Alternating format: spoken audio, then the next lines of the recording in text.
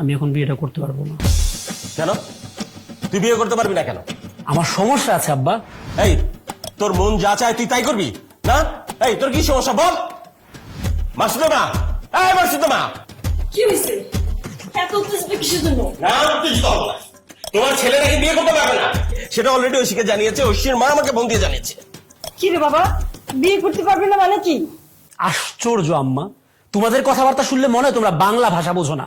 বিয়ে করতে পারবো না মানে হচ্ছে বিয়েটা এখন আমার পক্ষে করা পসিবল না।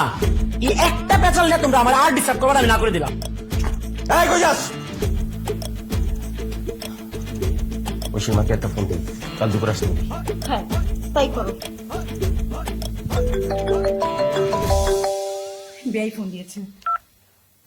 হ্যালো বেন, আপনি ঠিকই বলেছেন। আমারও মনে হয় ওদের দুজনের মধ্যে ঝগড়া বিবাদ হয়েছে। বেন একটা কাজ করেন, কালকে দুপুরবেলা মামুনি ঐশীকে নিয়ে আমাদের বাসায় চলে আসেন, আমরা মিলে ওদের মধ্যে একটা মিলমিশ করিয়ে দিই। আচ্ছা ঠিক আছে বেয়াই, আসবো। আচ্ছা ঠিক আছে, আসসালামু আলাইকুম। যাক দুপুরবেলা আসবো কালকে। আসুন, কালকে বেয়াই ওই বাসায় যেতে বলেছে, আমরা সবাই মিলে বসবো। তুই টেনশন করিস না, সব ঠিক হয়ে যাবে। ঠিক যেন হয়। এখন একটু হাসি মুখে কথা বলে একটু খেয়ে নে আমার সাথে। আমি খাবার রেডি করছি। যাও তুমি। দেখো বাবা, প্রত্যেক সম্পর্কের মধ্যেই সমস্যা হয়, আবার ঠিকও হয়ে যায়। তোমাদের দুজনের ভেতরে কি সমস্যা হয়েছে তা আমরা জানি না, কিন্তু এর মাধ্যমে দুটি পরিবার একটা সুন্দর সম্পর্ক তৈরি হচ্ছে। তুমি তোমাদের সামান্য ঝগড়ার কারণে এত বড় সিদ্ধান্ত নিও না বাবা। আন্টি, আমি কোনো সামান্য কারণে তো ডিসিশনটা নেই নাই। আমার ডিসিশনের পিছনে অবশ্যই কারণ আছে, কিন্তু আমি আসলে এতগুলা কথা এখন বলতে চাচ্ছি না।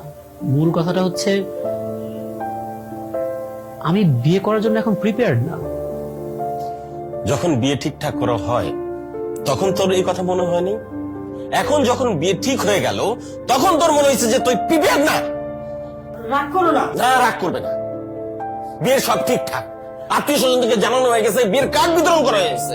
এখন তোমার গুণধর ছেলে বলতেছে সে বিয়ে করবে না। তুমি চুপ করো। আচ্ছা মা, তোমাদের দুজনের মাঝে কি সমস্যা হয়েছে আমাদের বলো। আমার আন্টি, আমাদের মধ্যে তো কোনো সমস্যাই হয়নি।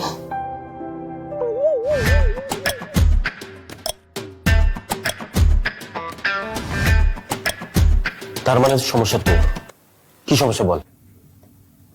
আমি মাত্র চাকরিতে জয়েন করছি, আমার ক্যারিয়ার এখনো ঠিক হয়নি। আমি আগে চাকরি বাকরি করবো ঠিক মতো, আমার ফিউচারটা গুছাবো, ক্যারিয়ার ঠিক করব, তারপরে বিয়ে করব।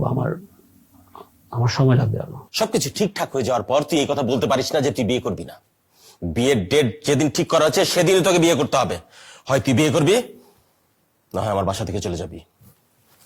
এই বিষয়ে আমি আর কোনো কথা শুনতে চাই না, এটা আমার লাস্ট ডিসিশন। দেখছো, তোমার জন্য প্রত্যেকটা মানুষ কষ্ট পাচ্ছে। তুমি কতগুলো মানুষকে কষ্ট দিচ্ছ একসাথে। তোমরা সবাই মিলে যে আমাকে কষ্ট দিতে দিতে পাগল বানায় ফেলতেছো, এটা তোমরা বুঝতেছো না? আমি বের হয়ে যাবো বাসা থেকে।